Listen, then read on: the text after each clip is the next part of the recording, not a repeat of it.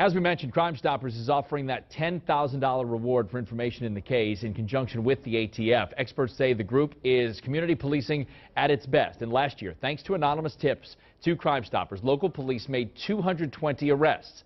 But how safe is your identity when you text or call in tips? WDSU anchor Sella Kim put the system to the test. Crime Stoppers. A simple phone call can be a breakthrough moment for detectives. But how secure is your identity when you dial this number? If you have any information that can help you or urge to call Crime Stoppers, that number is 822-1111. With the help of Crime Stoppers President and CEO Darlene Casanza, we checked it out to see how they conceal your identity. I called using my personal cell phone. And this is what shows up on Darlene's monitor.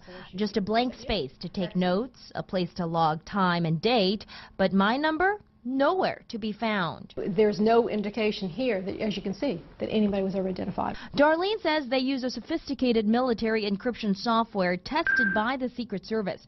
The call first goes to Canada, then to Dallas, and then back here to Louisiana. The numbers are scrambled in the process so the caller can never be traced. When it bounces each way, it's encrypted. So there's no way if someone calls us to say, do you have the phone record, do you have the phone number, that we can even identify that information. Darlene says same goes with emailing or texting, so I had to test that out for myself too. See here, I downloaded the Tip Submit app for Crime Stoppers and sent in some information to see if my number is still covered up. On Darlene's screen, this is what pops up.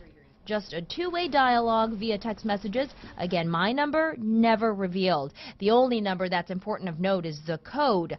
The tip number is how they identify the caller. Make sure you remember it because this is how they know if your information led to a conviction.